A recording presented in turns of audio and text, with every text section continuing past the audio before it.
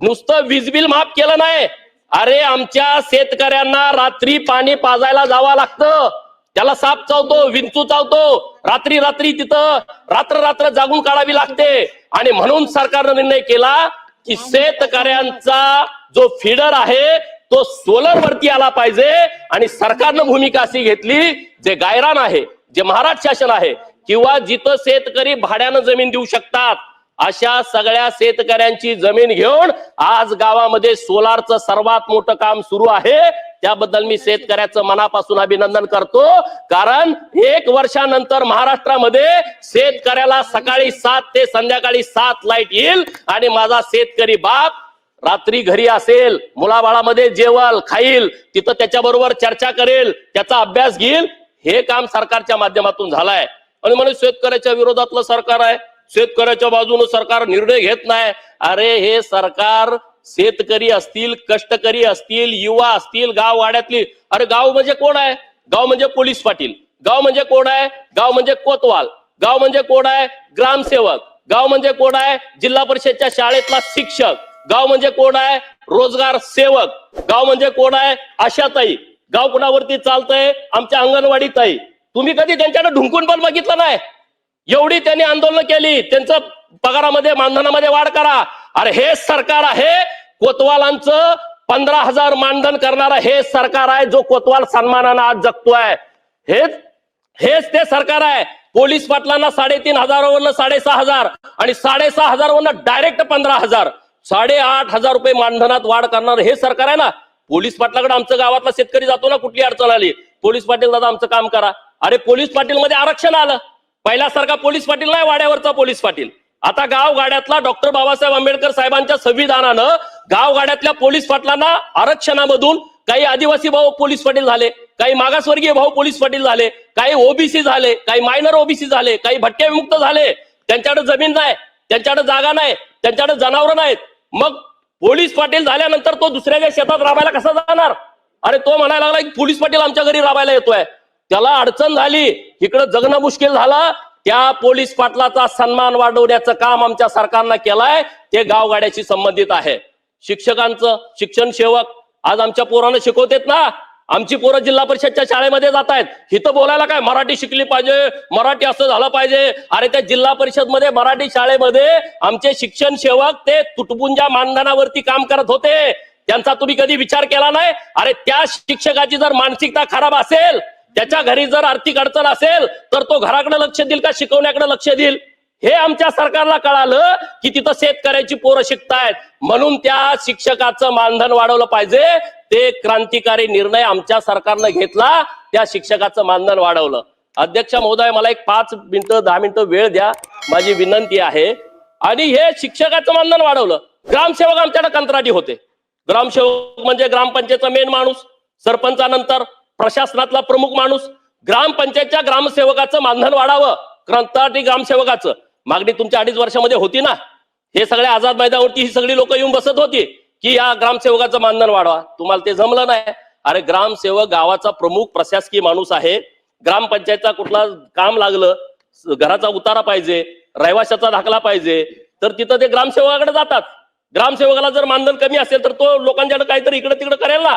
आमच्या सरकारला हे कळालं की बाबा गावातल्या लोकांची जर काळजी घ्यायची असेल तर ग्रामसेवक समाधानी असला पाहिजे, त्याचं मानधन वाढवून टाकलं। अंगणवाडी सेविका ताईचं मानधन वाढवलं, आशा ताईचं मानधन वाढवलं। रोजगार सेवक, रोजगार हमी योजना ही देशातली क्रांतिकारी योजना आहे। आणि सर्व सन्माननीय सदस्यांना पण माझी विनंती आहे, आपल्या मतदारसंघामध्ये जर काम करायचं असेल तर रोजगार हमी शिवाय दुसरा मोठा सक्षम पर्याय नाही। रोजगार हमीमध्ये आपण शेकडो कोटी रुपयाची कामं करू शकतो आणि त्याच्यासाठी रोजगार सेवक नेमला। परंतु हे माहिती अधिकारवाले, हे कुठं ब्लॅकमेल करणारी लोक, एखादं काम झालं का तिकडं बीडीओकडे अर्ज द्यायचा, तक्रार द्यायची आणि मग ते काम बंद पाडायचं। आणि या रोजगार सेवकाला टक्केवारी ठरली होती, जर काम झालं तर त्याच्यावरती टक्केवारी मिळेल, त्यांना कामच व्हायचं नाही, मग टक्केवारी कशी मिळणार, त्याचं घर कसं चालणार? आणि म्हणून आपल्या सरकारनं 8,000 रुपये मानधन हे रोजगार सेवकांना देण्याचा क्रांतिकारी निर्णय घेतला। मी सरकारकडे विनंती करेन, जो निर्णय आपण 8,000 रुपयेचा घेतलाय तात्काळ त्या सगळ्या लोकांना 8,000 रुपयानं मानधन त्याचं अदा करावं, की जेणेकरून ज्या सगळ्या वैयक्तिक लाभाच्या किंवा सार्वजनिक लाभाच्या ज्या सगळ्या योजना आहेत या योजना रोजगार सेवकाच्या माध्यमातून राबवल्या जातात. शेतकरी आणि सरकार यांच्यामधला दुवा म्हणून रोजगार सेवक हा मोठ्या प्रमाणामध्ये काम करतोय आणि त्याच्यासाठी आपण चांगल्या पद्धतीने निर्णय घ्यावा.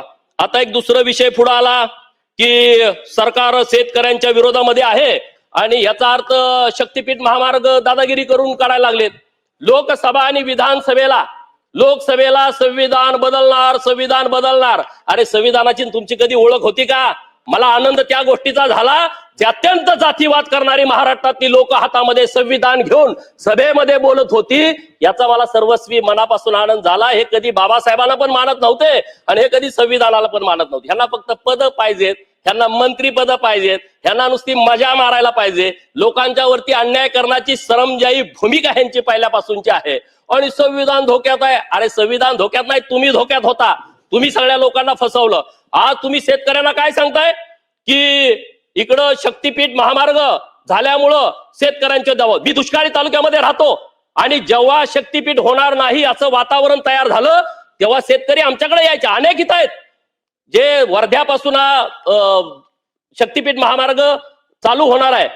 वर्धा आहे, यवतमाळ आहे, हिंगोली आहे, नांदेड आहे, नंतर परभणी आहे, लातूर आहे, बीड आहे, धाराशिव आहे, सोलापूर आहे, सांगली आहे, कोल्हापूर आहे आणि इकडे सिंधुदुर्ग आहे.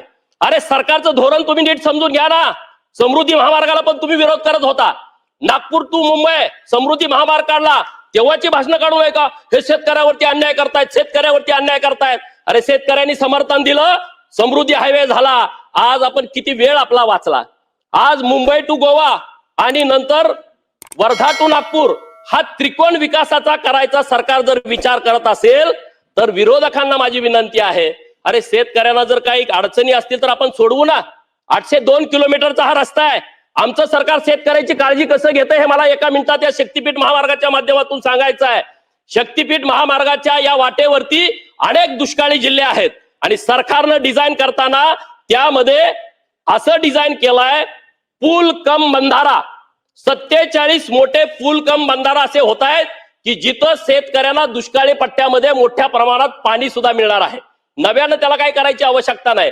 218 असे बंधारे आहेत की 47 जे मोठे आहेत त्याच्यापेक्षा जरा छोटे असे 218 पूल कम बंधारे होणार आहेत.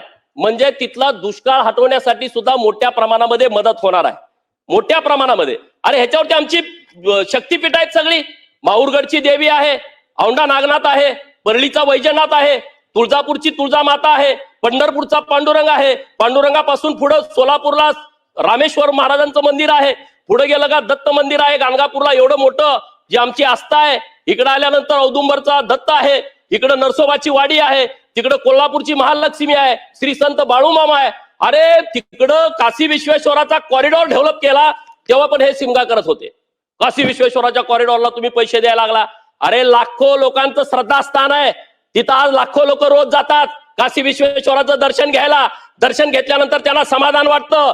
प्रभू श्री रामचंद्राच्या मंदिरावरती तुम्ही टीका केली. श्री प्रभू रामचंद्राच्या मंदिराला तुम्ही एवढे पैसे लावताय, अमुक करताय, तमुक करताय. अरे जेव्हा आम्ही दर्शनाला गेलो त्या दिवशी 2 ते 3 लाख लोक दर्शन घेऊन गेली होती. आमची आस्थेची ठिकाण आहेत. इकडे उज्जैनचा कॉरिडॉर डेव्हलप केला, तिथं सुद्धा हीच परिस्थिती. पंढरपूरचा पांडुरंग हे आमच्या गरीबाचं दैवत आहे.